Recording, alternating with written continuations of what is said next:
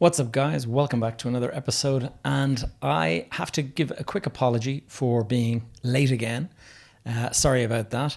I actually recorded 6-minute episode last night, and I was listening back to it, and it was just poor quality. And I kind of thought to myself, don't be a slave to getting the podcast out. Put out a good podcast rather than putting out one that's kind of mediocre or poor, and just to try to meet a timetable. So this is the better one. I hope you'll agree. What I have been finding, though, is the pressure in work is starting to kind of bear down. There's an awful lot of stuff going on at the moment.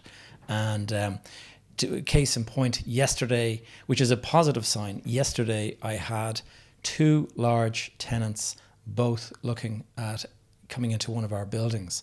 And these are big corporates that have, hundreds of staff and stuff like that. But 2 of them walking the floors of the same building at the same time. I had to go and ask somebody to help out so that I could be with one party while they were with the other party. But anyway, definitely seeing a little bit of an increase in interest in the office sector, which is a good thing because it has been pretty bad.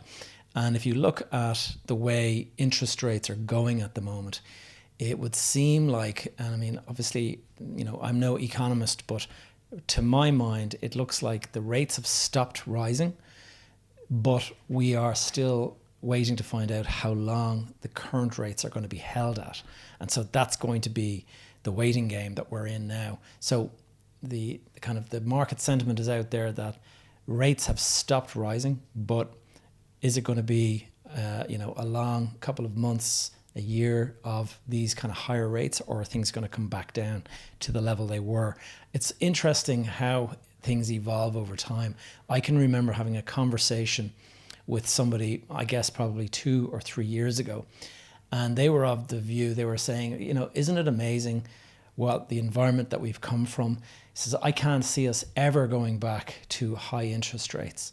And that was when we were back at the kind of 0 or 1% or whatever it is, and here we are at 4% in the EU and 5.25% in the UK, and the US.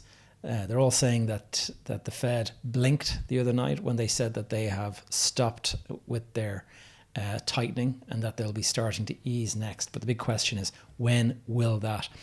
So the big question is, how many of us out there can hold on? Are you feeling pressure from the increased interest rates? A lot of people, they would have taken out loans at a time when they were low, and there's a possibility that they are about to reset, or they already have reset and it has increased. And I know my own villa in the south of Spain that I have rented out to a long-term tenant, like the mortgage there reset back in May, and I am now €1,000 a month in arrears, or not in arrears, but that's the amount that I'm short in the rent that I collect from the tenant. And so it's not a great position to be in. Prior to that, I was a little bit short, but not anything like what I am now. So you have to kind of ask yourself, what does that mean? I'm going to have a chat with the tenant, see if he'll increase the amount that he's paying.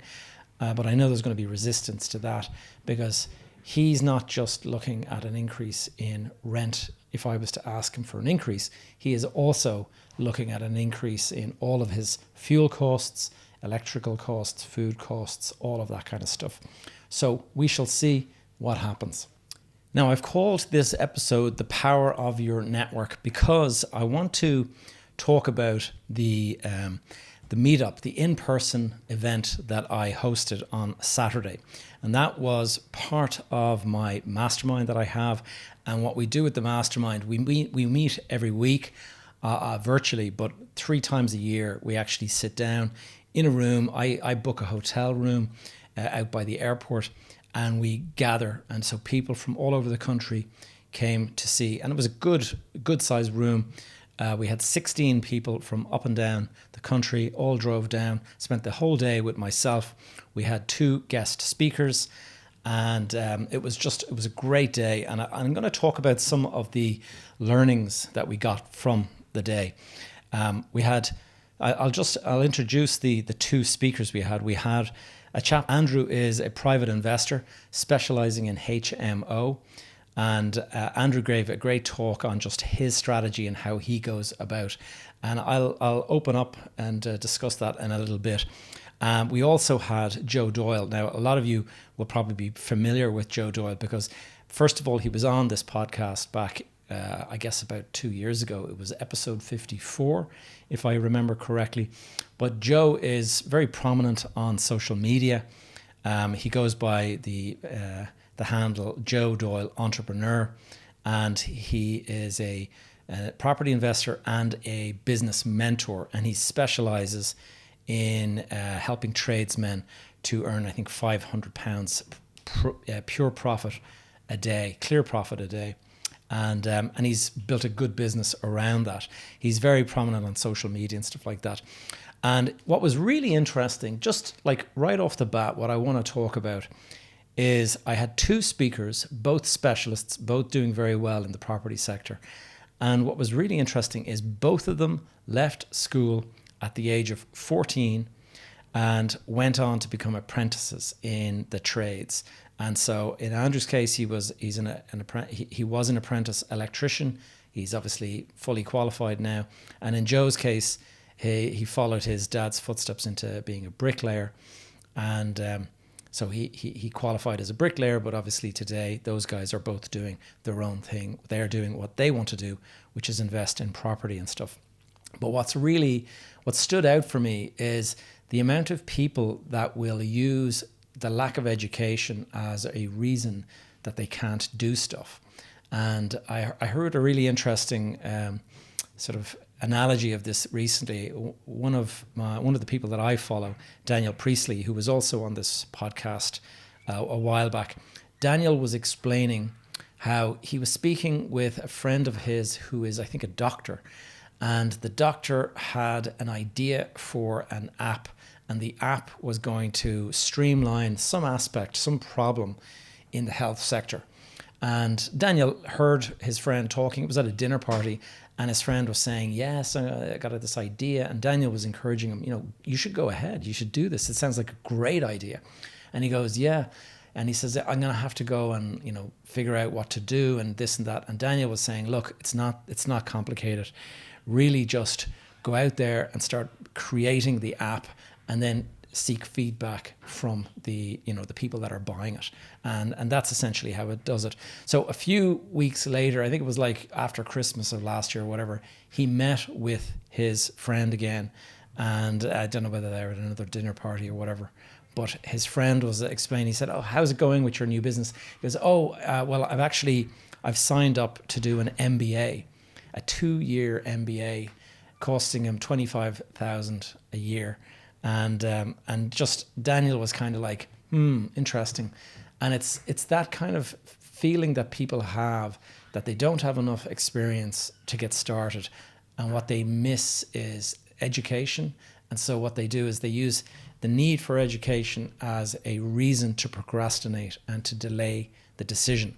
And so if you are out there and you are thinking about doing something, and you're kind of saying to yourself, I'll do it as soon as, and then create some sort of a block or some sort of a reason not to, that is procrastination. Now, you might have a good reason not to be doing it. But I think for the vast majority of people, you do not have a good reason. It is just an excuse. And it's an excuse that's been created by what is essentially fear. And fear of change, fear of uncertainty, fear of all these things. I'm not saying it's easy to start a business. I'm not saying it's easy to go out and become an investor. But going and studying for another 2 years or something like that is not going to change anything about it really. Now, you can go and you can sign up to one of my courses and in a couple of weeks, you'll have a very good grasp of what you need to do to be a property investor. You don't need to go back to school or college to figure it out. I mean, by any means. I realize now that my going off and studying architecture, I don't practice it. I haven't practiced architecture for about certainly 26 years now. And it makes me wonder, was that 5 years I spent studying architecture, was it a complete waste of time? I don't think it was a waste of time, but I don't need architecture as a degree. What it did, though, is it did give me an understanding of the design process. And so I can use the principles that I picked up in college. I can use those on a daily basis, and I do. And I also have a better understanding of the construction process and stuff, which is helpful. But it does not help me do the job that I do every day. And if I'm buying property, it certainly doesn't have anything to do with it. So you should definitely check out the some of the courses and the programs that I have here. But in particular, all of these guys, these speakers that we had, and all of the people, the 16 people that came from all over the country, all of them are a part of my new mastermind. And the mastermind doesn't include an educational piece. It is just meeting and talking about business, talking about property investment, talking about the market, whatever it is. And we currently have about 40 people in the group, and of them, 18 turned up for the call last night. And now 18 people, you might think that sounds like an awful lot of people to try to kind of gauge questions from, but I would say that of the 18, 15 of them are silently listening and learning. 3 of them might be asking a question and bouncing back on ideas and debating and stuff like that. So it's worth checking it out. I'll put some links in the show notes. Now, let's get into just some of the lessons. And I want to first start with talking about how he goes about the HMO, financing his HMO business. And what's really interesting is I've had questions before from people saying, I can't get the money together to go and buy my next property. Like, how am I going to do it and all this? And this is a really interesting system that Andy has come up with. And I don't think it's unique by any means, but it's really, he explained it very well. And so you go out, and we've all heard of the B or strategy. And the B or strategy is buy, refurb, rent, and refinance. And that is essentially what he's doing. But he takes it a step further. And what he does is he's looking for a house that is in old, poor condition. It has to be something that he can add value to. And so he's looking for, a fixer-upper. We'll say a 4-bedroom or a 5-bedroom house in an area, like in a city, in an area of the city that is close to, obviously public transport, because if you don't have public transport, then people are going to have to take taxis, or they're going to have to take their car. And then you have to get into having car parking spaces and all that kind of stuff. But you find a location close to a large employer. So in a lot of the stuff that Andrew does is in around Intel, which is in Leixlip here in Dublin. But what he does, he looks for these old houses. He was explaining that one of the ones that he found had been unoccupied for 10 years. And you could really tell, he had photographs that he shared with us, and the photographs, like the really old kind of pink and green colored baths and sinks and stuff, very, very dated 1970s kind of furniture and stuff. Buy this kind of a place, buy it cheap, because nobody really wants it. And one of the reasons why people don't want these old properties is because you can buy a house like that with a mortgage, but it's very hard to get the money from the bank to go and do the fixer upping. And so if you need to go and make improvements to your home and all that kind of stuff, that's a second loan you have to take out, and you have to quantify that, and it's a difficult job. Most people want to move into a turnkey finished property in perfect condition. And I know, because I've been out looking at property recently on behalf of somebody, and the properties that I went and looked at, the ones that are in poor condition, they don't do as well as the ones that have been staged nicely, and you have all of the furniture in the perfect location. You have, in fact, they bring in furniture from other people. You can actually go out and you can hire companies to stage your house for you before you're selling it. So they'll put sofas and chairs, and they'll really make it sort of stylish looking. And people walk in and go, oh my God, this is beautiful. I want to live in this house. And they're being, a lot of people don't have imagination. So they're being sold the house in its perfect state with bed linen and, kind of drapes and everything like that. And, nice puffed up pillows. It looks amazing. When you open the fridge, The fridge is filled with nice food and stuff like that. And it just makes the place feel like, wow, I could move in tomorrow. It's like a hotel. And that is what you want to do when you're fixing up a house. If you can get it to that stage where people kind of just go, oh my God, this is absolutely amazing, I'll buy it. And they can go to their mortgage broker and they can say, I want to buy this house and here's the cost of it. And that is the cost of buying the house. And the bank will give you all of the money that you need for that. And there's no fixing, there's no doing it up, there's no decorating, there's nothing additional that you need. You just need your own deposit and you need then to borrow the rest from the bank. Now, getting into this structure that Andy was talking about, though, is he will go in and he will take, say, a 5-bedroom house. He will usually convert the downstairs living room into an additional room. It'll be an ensuite double bedroom. And he also, in one of the ones that I looked at, he had under the stairs, he created a corridor down to a part of the house that probably would have been like a utility room. And he created an additional ensuite bedroom down there. And so he turned this 5-bedroom house into a 7-bedroom house. And then he extended out the rear and he turned it into, I think, an 8 or 9-bedroom house. And so you start with a 5-bedroom, you end up with a 9-bedroom. And what you're doing is, whereas a family might come along and rent your 5-bedroom house and they might pay you $2,500 a month, you will get 8 individuals to come in and pay you $800 a month for the house that you've created. And so do the maths on that. That's about $6,400 a month in rent.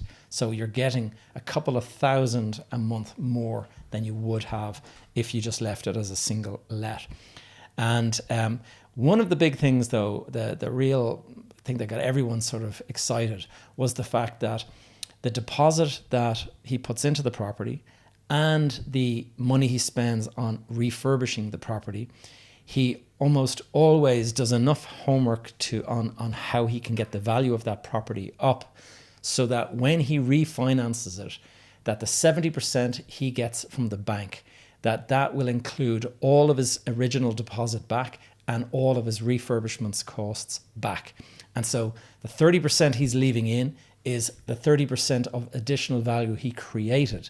He's not actually leaving his cash in the deal. He's just leaving the basically the value he created through his increasing in size. He gets back all of his original money.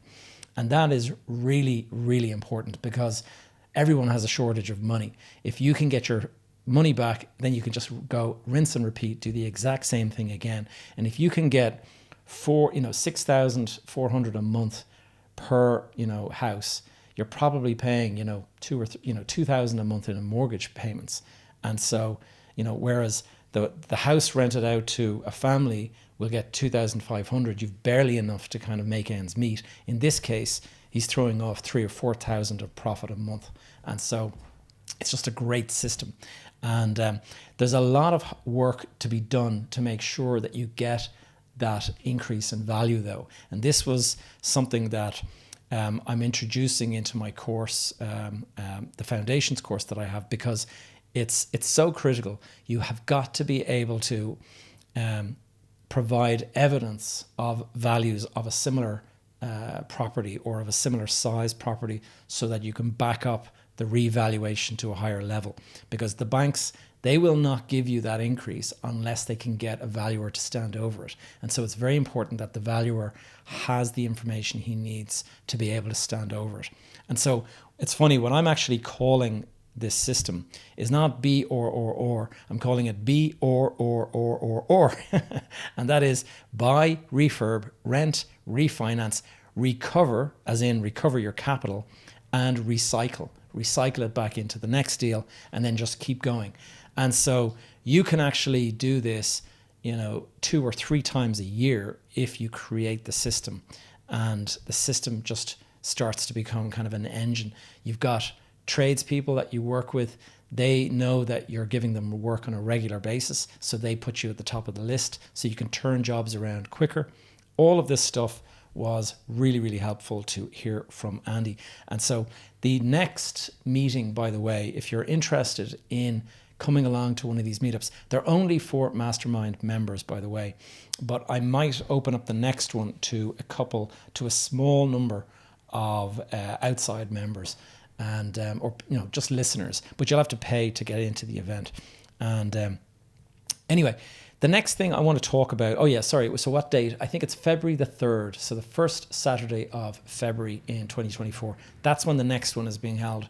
And then following that, June, the first Saturday of June will be the following one. So that is the next two mastermind meetings that I'm going to be holding, if you're interested. Now, the lessons from Joe, and Joe's talk was quite different. Joe's personality and Andy's, they're quite different. Even though they know each other and they've worked together and stuff like that, they're quite different. And Joe, if you're familiar with his stuff, he's very outgoing. He's very, he was explaining some of the challenges he's facing in his business with regulatory challenges, with people telling him that he can't say certain words on the internet, things like investment fund and things like that. But he's built this big portfolio. He has over 50 properties, and he was explaining how he did this. And he was explaining how he got caught in the 2008 crash like I did, and he managed to kind of dig his way out of that. And at the same time, he's been building this online business where he does the business mentoring to tradespeople. And he's built a sizable business. And I'm very, very, I just have a huge amount of respect for Joe, because I went for a drive with him one day and he took me around the area that he grew up. And as he would say itself, it's a rough part of town. And where he grew up, a lot of his friends from school are not with us today because either drugs got the better of them, or they turned to a life of crime and they ended up behind bars and stuff. So he has dug himself out of any of that, and he's doing really, really well for himself. And so he's quite an inspirational guy. And a lot of the feedback I got from the guys that were in the room, the members that listened to him speaking, they were all saying very motivational. And so it's great to be able to put two guest speakers who are clients that have actually done my accelerator and now are on the other side and are actually speaking about their experiences and teaching as well. And so it's great to be able to host that kind of a meeting. One of the things that stood out from Joe's talk is he has this saying, I think he said somebody else came up with it, but he loves it, and that is, be obsessed or be average. It's probably Grant Cardone or something like that, but you've got to be obsessed about this stuff. You've got to be very, very focused, and there is no way to kind of do this as a kind of a little sort of side hustle. This has to become quite a bit of an obsession. Certainly, when I see the success that he's enjoying, I can see it's quite clear that he is quite obsessed with all of this. And he had a videographer at the meeting and everything like that to record his stuff. That's at the level of social media output that he's got now, that he actually needs a videographer. Now, last night I went and I hosted one of my weekly mastermind calls. And this is a digital call, a virtual call where I sit here in the office and I talk to the camera, and yesterday was the biggest one we've had. We had 18 people on the call, and I went through the room and I just said, everyone, I want to hear, you were at that meeting, what did you think about it? And I'm just looking at the list of answers that I got, and starting with really motivational, networking. The next person I asked said the big thing was just networking. But then the second lesson that he heard was that it was really interesting to see that opportunity still exists. If you go out there in the market and talk to most people, what's the answer they say? The answer is that it is first of all, too much challenges with the interest rates, the deals are all too expensive, there's no value, that's the end of it. There's no point in being in the market.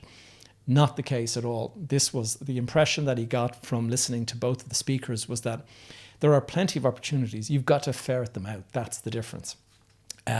Lots of different options. That was one of the points that came back, is that hearing the two guys talking about their two different ways of going about it. He said that it's now obvious to him that there are so many options to go about, like financing, to go about what you do with the property, to go about how you go about it, all of this kind of stuff.